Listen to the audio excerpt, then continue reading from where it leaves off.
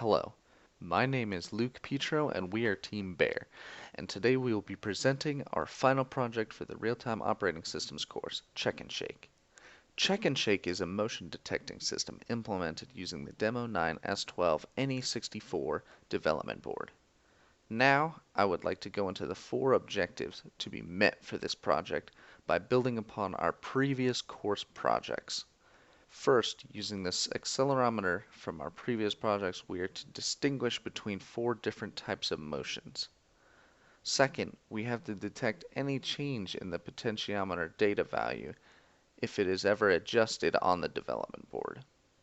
Third, we must use onboard LEDs to create various patterns depending on motions or potentiometer adjustments.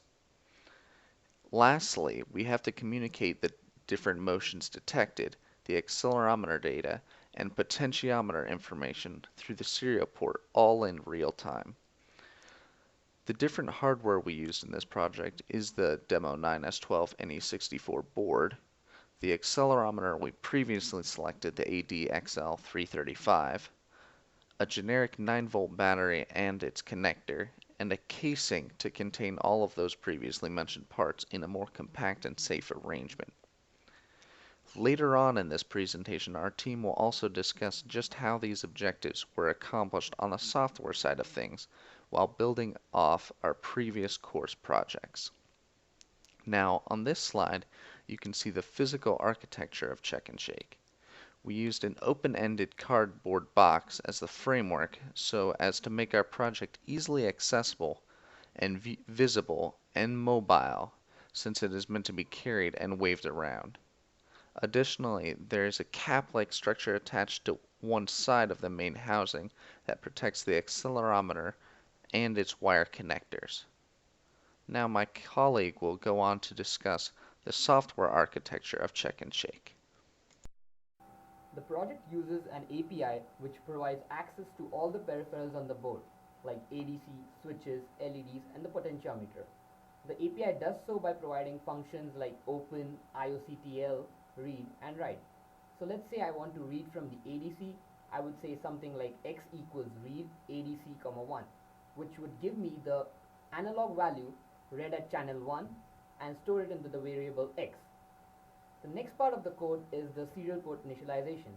The serial port is initialized to a baud rate of 9600 in the header file, and the serial port can be used by accessing functions like debug-t, which prints a string to the serial terminal, debug-c, which prints a hexadecimal number to the serial terminal, and disp, which will display an ASCII character to the serial terminal. Since this project uses MuCOS2, all the objectives are accomplished by dividing them into tasks. This project has 5 tasks. The first task is sensing the accelerometer. In this task, we initialize all the peripherals to their initial values using the IOCTL function. We detect the X, Y, and Z values on the 3 channels of the ADC and normalize those values for easy calculations. In the second task, we calculate the tilting information, that is, we calculate the roll and pitch values using mathematical formula. In the third task, we display the accelerometer and the tilting readings obtained from task 1 and task 2. The fourth task is the crux of this project, which detects the motion. We use different logic for different motions, which will be explained in the next slide. When a motion is detected, a particular flag is set. So for example, if a shake is detected, a flag called shake will be set. This information is used by the final task called LED state. The LED state task blinks the default pattern, that is LED2 blinking every 2 seconds and LED1 blinking every 1 second. But whenever it detects a change in the flag status of any of the motions, it will set the LEDs to blink in that particular pattern.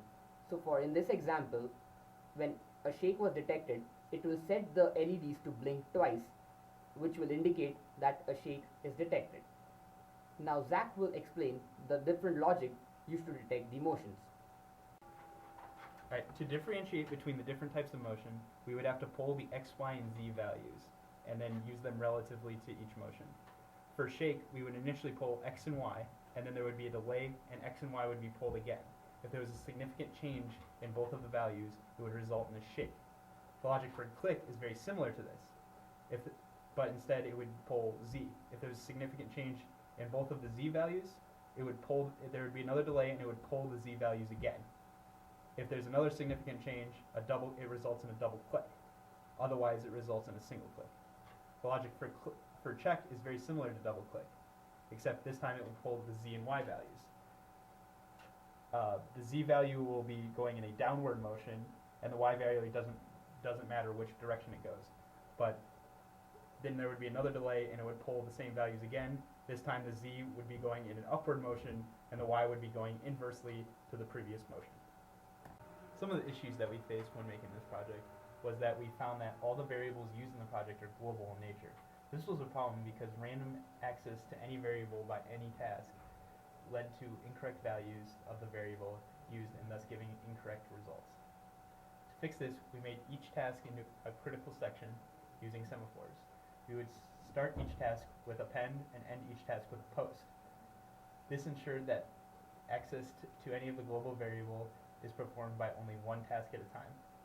Another issue we tackled was the noisy accelerometer readings. First, to fix it, we had to tighten the connections of the wires to the accelerometer.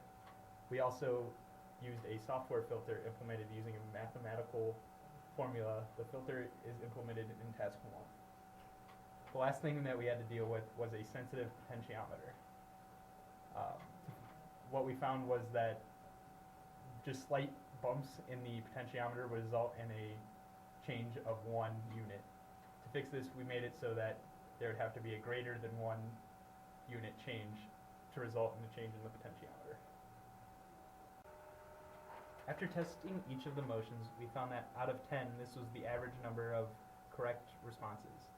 Double click is higher than single click because of the delay between a single click and a double click. Now we'll show you a demonstration of our board.